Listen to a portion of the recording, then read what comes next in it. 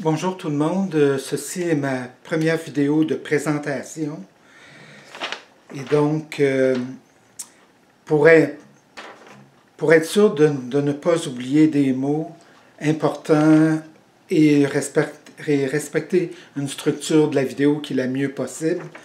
je vais lire un texte, comme ça j'oublie pas d'importants détails et la structure est plus belle et plus fluide aussi du vidéo.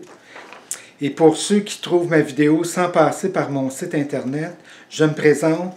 Mon nom de scientifique multidisciplinaire et autodidacte est Gilles Lauzon-Urtubise et je suis propriétaire du site firsthumanmultiintelligence.com. Donc, comme vous savez, le titre de ma première vidéo de présentation est « Imposante théorimaire du fonctionnement de l'univers ». Donc, et ça, c'est à l'échelle macroscopique, là. Donc, en ce qui me concerne, je suis le premier à avoir réussi à étudier en tant qu'autodidacte et à partir de zéro connaissance en astrophysique, en physique des particules, chimie, biologie et autres domaines qui sont trop longs à énumérer. Et ça grâce à l'utilisation principalement du site Wikipédia francophone et anglophone et d'autres sources valides sur Internet, pour passer en revue toutes les informations disponibles en astrophysique, physique des particules, chimie, biologie et autres,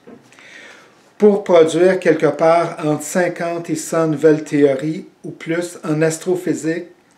pour être capable de former mon imposante théorimaire du fonctionnement de l'univers à l'échelle macroscopique. Et le fait que, selon les scientifiques actuels qui travaillent en astrophysique et qui admettent que leur connaissance collective du fonctionnement de l'univers est de leur propre aveu d'environ 15%, par rapport à moi qui ai réussi à décoder le fonctionnement de l'univers à l'échelle macroscopique à un niveau de compréhension très élevé qui est quelque part entre 96% et 98,5%, et en plus en un temps considérablement court de seulement 5 ans et 8 mois, alors que tous les autres scientifiques de l'histoire en ont été incapables avant moi et jusqu'à présent. Cela me fait réaliser que l'accomplissement de mon imposante théorimaire du fonctionnement de l'univers à l'échelle macroscopique est d'un niveau de difficulté qui est tellement élevé qu'il est quasi incommensurable. Pardon. Et vous en aurez la preuve à partir du moment où je pourrai la publier en entier sur mon site internet et sur une revue scientifique à mon nom. Mais seulement après que j'aurai les moyens financiers pour dûment déposer et protéger mon brevet pour un vaisseau spatial extraordinaire dans tous les pays du monde qui nécessitent son dépôt. Et qui est le seul type de vaisseau spatial d'une première génération, parce que je pense qu'il va en avoir plusieurs autres, mais celui de première génération qui est extraordinaire, parce qu'actuellement, il est le seul type de vaisseau spatial qui peut, à partir du moment où il sera construit, de pouvoir effectuer les importantes missions qui suivent.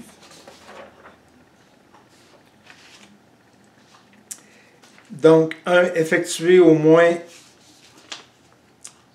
20 missions spatiales défensives ou plus, et sûrement plus, pour empêcher une comète ou un astéroïde de percuter la Terre et, dans les pires cas, d'éradiquer l'humanité entière. 2. De transporter un équipage de 6 astronautes et plus sur le côté qui est opposé au Soleil, donc entre la Terre et Mars, entre la Terre et Cérès, qui est beaucoup plus loin, entre la Terre et l'un de plusieurs astéroïdes de la ceinture principale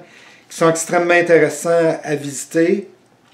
et peut-être entre la Terre et l'une des lunes ou satellites de Jupiter. Et ensuite, et du côté du Soleil, entre la Terre et Vénus, et peut-être entre la Terre et l'un des petits astéroïdes qui sont entre la Terre et Mercure. En fait, tous ceux qui sont entre la Terre et Vénus, il n'y a aucun problème pour les visiter. C'est ceux qui sont entre Vénus et Mercure qu'il faut voir là, ce qui peut être fait. en principe, il ne devrait pas y avoir de problème, compte tenu que le vaisseau spatial est protégé contre des chaleurs intenses. Donc, et peut-être entre la Terre et Mercure. Donc, si la protection anti-calorifique, anti-chaleur extrême, permet au vaisseau de pouvoir le faire. Et 3, beaucoup d'autres types de missions de toutes sortes qui sont trop longues à énumérer.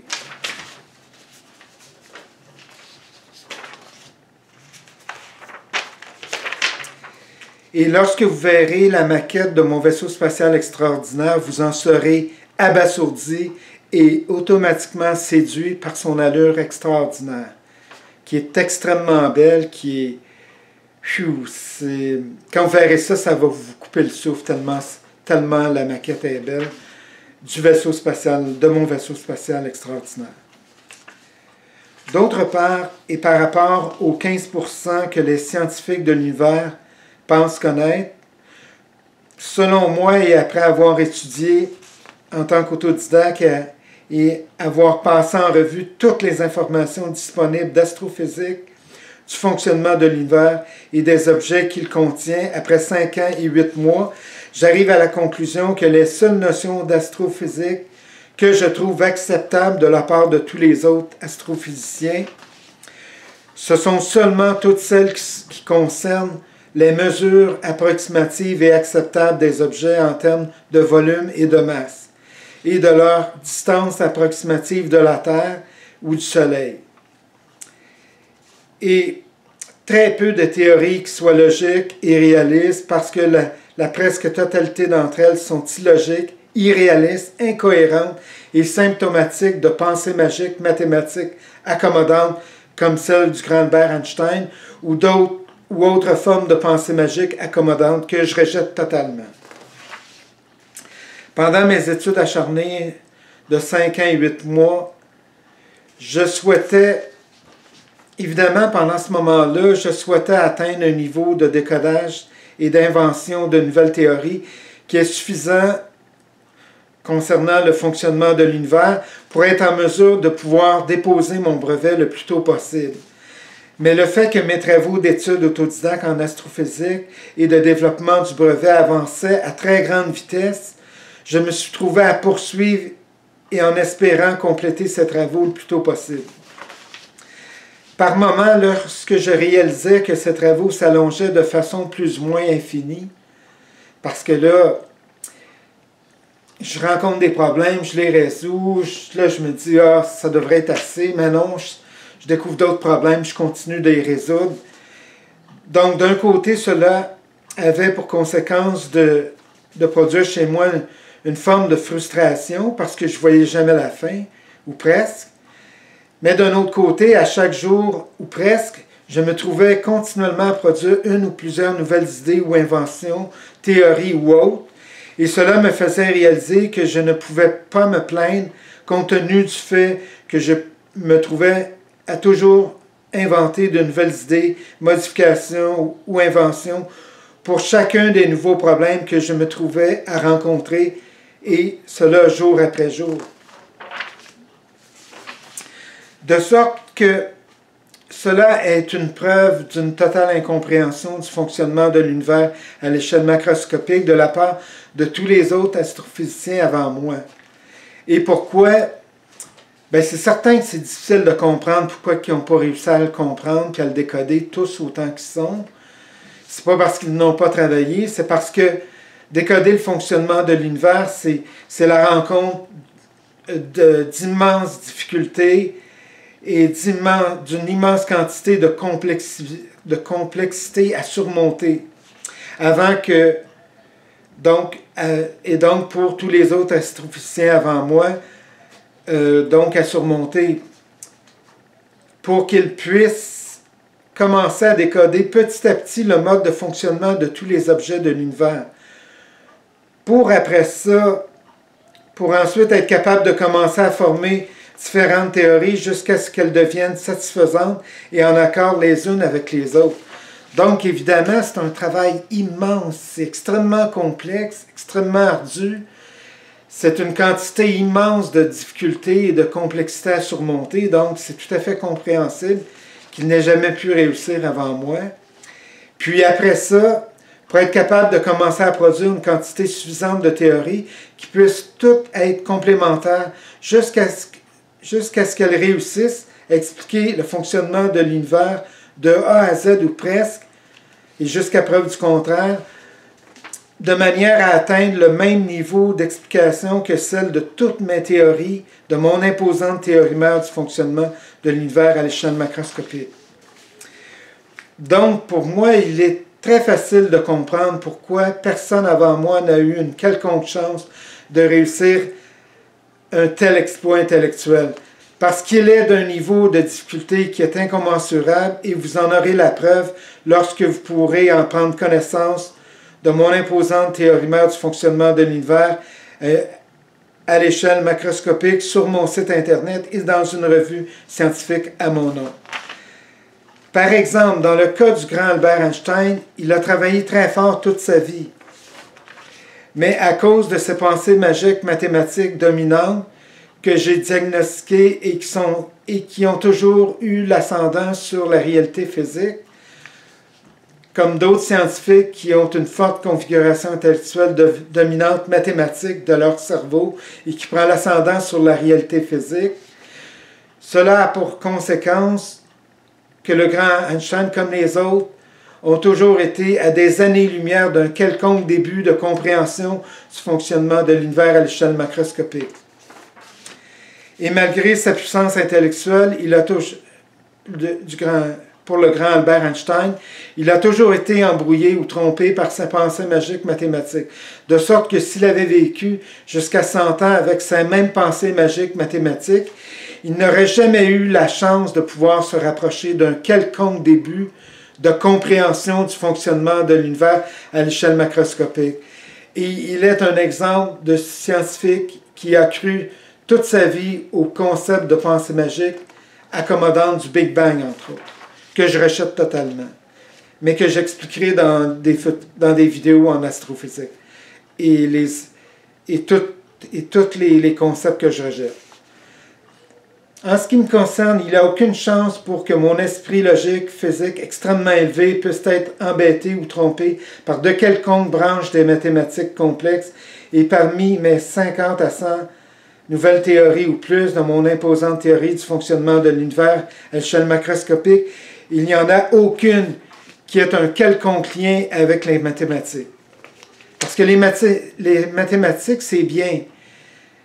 Mais par contre, d'utiliser la singularité, l'une des singularités des mathématiques pour la transformer en singularité gravitationnelle, cela est tout à fait ridicule et ça ne peut pas fonctionner. Par ailleurs, je ne suis pas ici pour discréditer les travaux du grand Einstein, mais c'est mon devoir de discréditer tous ces travaux qui sont en contradiction avec certaines de mes théories de mon imposante théorie mère du fonctionnement de l'univers. Donc, parce que mon devoir est de faire avancer les connaissances de l'humanité et rien d'autre. Donc, la discussion est ouverte et quiconque veut discuter de mes théories, je suis parfaitement ouvert. En ce qui me concerne, il n'y a aucune chance que mon esprit logique, physique extrêmement élevé, puisse être embêté ou trompé par de quelconques branches des mathématiques complexes, et parmi mes 50 théories mères du fonctionnement de l'univers,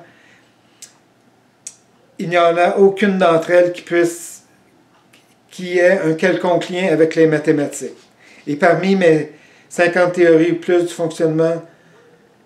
de mon imposante théorie mère du fonctionnement de l'univers, il n'y en a aucune d'entre elles qui peut être qualifiée d'une ou plusieurs formes de pensée magique accommodantes. Parce que mon esprit logique extrêmement élevé, il origine d'une curiosité de la nature qui est insatiable et qui a commencé à partir d'un âge qui est de 5 ans ou 6 ans ou même avant peut-être, et jusqu'à présent.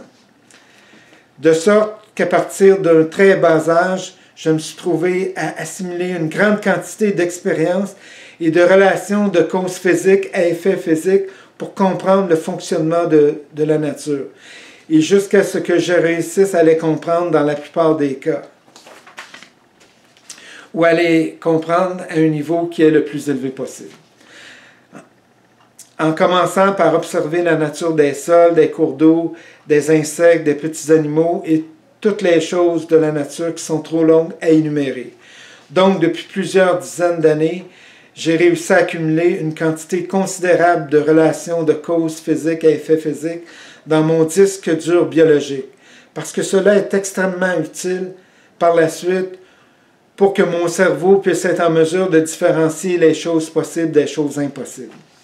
Et entre autres, de ne jamais être piégé par toutes sortes de formes de pensée magique, mathématiques ou autres formes de pensée magique, qui n'ont rien en commun avec la réalité physique. Et grâce à mes capacités extrêmement élevées, intellectuelles extrêmement élevées, en investigation approfondie, en réflexion très approfondie, en analyse très approfondie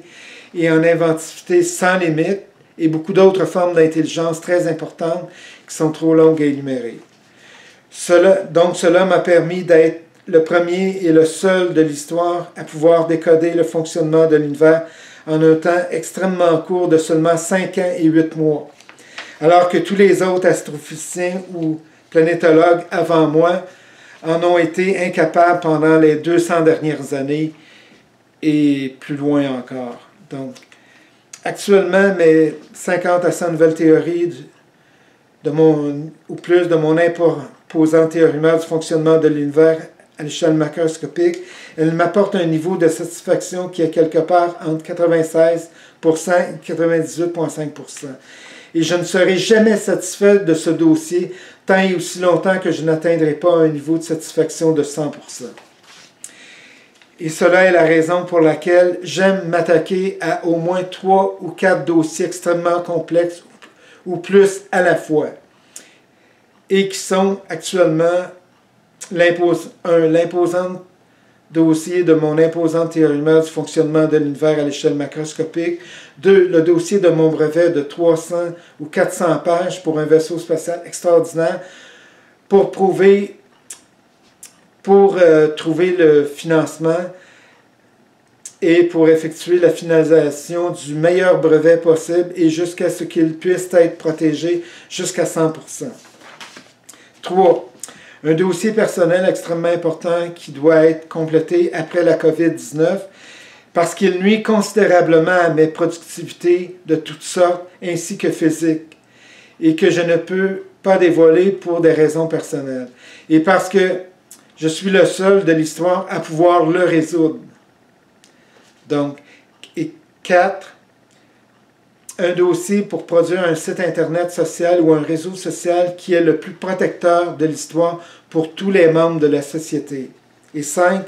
beaucoup d'autres dossiers parallèles qui sont de moindre importance, mais que je tiens absolument à résoudre à partir du moment où j'aurai des collaborateurs de plusieurs compétences et sous ma direction. Et des dossiers qui sont trop longs à énumérer parce que je suis une machine intellectuelle extrêmement puissante et de très loin supérieure à tous les cerveaux humains, ordinateurs domestiques et puissants ordinateurs de la planète réunis. Et comme preuve incontestable de cela, comme l'une des preuves incontestables de cela, c'est mon imposante théorie du fonctionnement de l'univers à l'échelle macroscopique que je publierai à la suite du dépôt de mon brevet. En conclusion, si tous les gouvernements du monde investissaient entre 1000 milliards et 5000 milliards de dollars ou plus dans tous les autres cerveaux de la planète et d'autres ordinateurs qui seraient achetés, d'autres puissants ordinateurs qui seraient achetés avec cet argent-là, ces derniers seraient tous collectivement incapables de produire des travaux comme ceux que j'ai produits jusqu'à présent en environ 7 ans et 2 mois. Parce que j'ai commencé en astrophysique à partir de zéro connaissance en début février 2014 et jusqu'à maintenant, donc ce qui représente environ 7 ans et 2 mois. Parce qu'en dehors de moi, c'est seulement par le développement d'une intelligence intellectuelle d'un niveau extrêmement élevé qu'un tel exploit puisse être réalisé, entre autres celui de produire une théorie du fonctionnement de l'univers à l'échelle macroscopique. Par ailleurs, et en dehors de moi, les seules chances que les scientifiques et chercheurs du monde entier qui essaient de décoder le fonctionnement de l'univers à l'échelle macroscopique, c'est de produire les éléments qui suivent. Donc, parce que c'est ça, s'ils veulent avoir des chances, même s'ils le font, en fait, s'ils veulent avoir des chances de produire une théorie mère du fonctionnement de l'univers à l'échelle macroscopique, ils sont absolument obligés de produire les éléments qui suivent. Premièrement, la production d'un programme informatique qui est capable de produire une intelligence artificielle d'un niveau qui est extrêmement élevé. Ça, c'est le premier élément. Le deuxième, la production de puissants ordinateurs qui sont capables, par l'entremise du programme informatique puissant qui est extrêmement élevé, de produire une intelligence artificielle d'un niveau extrêmement élevé pour qu'elle puisse produire une quantité considérable de nouvelles idées de toutes sortes. Et indépendamment du fait que la plupart d'entre elles sont mauvaises ou farfelues, le plus important, c'est que parmi une quantité considérable de nouvelles idées, qu'il y en ait au moins une idée sur 1000 ou 10 000 ou plus encore, qui soit extrêmement importante. Et 3, former des groupes de scientifiques qui rassemblent les meilleurs cerveaux de la planète. Ensuite, former plusieurs groupes de travail de 5 ou 6 scientifiques de plusieurs domaines pour qu'ils puissent passer en revue toutes les idées nouvelles qui sont produites par les puissants ordinateurs. Ensuite, les idées les moins réalistes sont rejetées et identifiées comme étant très peu probables ou totalement délirantes et impossibles. Et ensuite, toutes celles qui représentent un certain pourcentage de réalisme, elles sont classées parmi les idées probables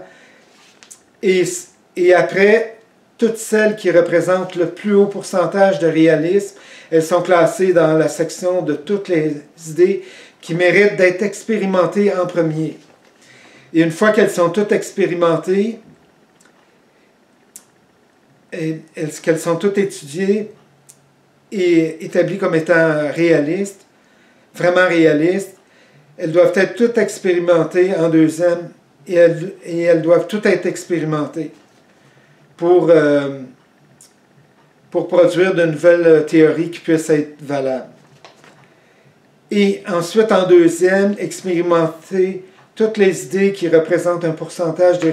réalisme qui est inférieur aux meilleures idées, mais quand même possible, juste au cas où l'une d'entre elles aurait été estimée inférieure à son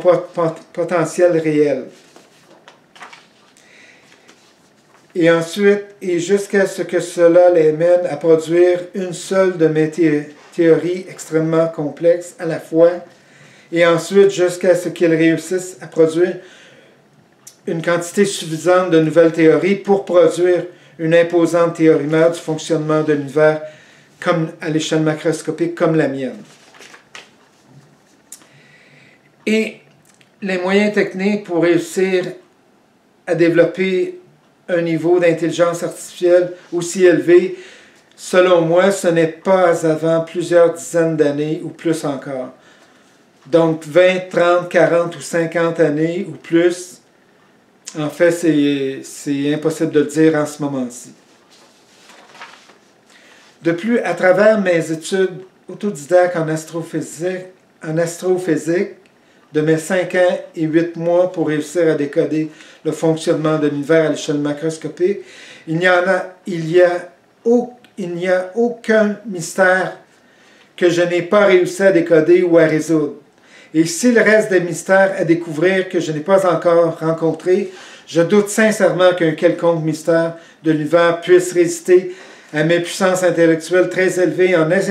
investigation, en réflexion, en analyse très approfondie et en inventivité très poussée et de toutes sortes, en plus de toutes mes autres formes d'intelligence.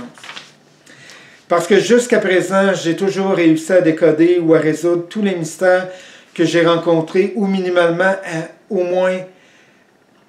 produire une explication satisfaisante ou plus. Et parmi toutes mes théories du fonctionnement qui entrent dans mon imposante théorie du fonctionnement de l'univers à l'échelle macroscopique, il n'y a aucune d'entre elles qui puisse être qualifiée de théorie d'une ou plusieurs pensées magiques accommodantes, et encore moins pensées magiques mathématiques accommodantes, qui puissent être donc, parce que toutes mes théories sont toutes basées sur une ou plusieurs relations de cause physique à effet physique et rien d'autre. D'autre part, s'il arrive dans un futur rapproché que j'en vienne à me rendre compte que l'une de mes théories n'est plus acceptable, je vais la modifier le plus tôt possible. Mais est-ce possible que l'une de mes théories devienne complètement erronée? Cela, je ne le crois absolument pas. Par contre, dans les pires des cas, la seule chose que je devrais faire, c'est juste y apporter une légère modification.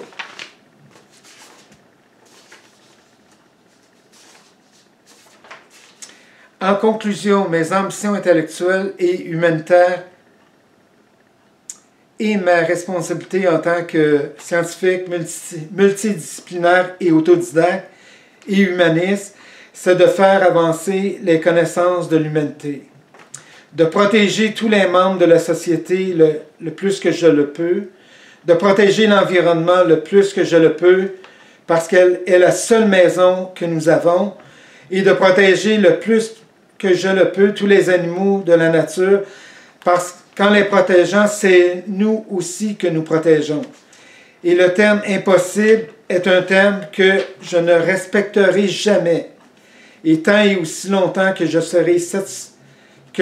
suffisamment en bonne condition physique, intellectuelle et mentale. Donc, merci d'avoir vu ma vidéo et bienvenue à ma prochaine vidéo qui va révéler mon opinion. En fait, la prochaine vidéo, ça va être une vidéo de présentation par rapport à un autre sujet très important que je tiens absolument à résoudre. Donc, encore merci et bonne journée.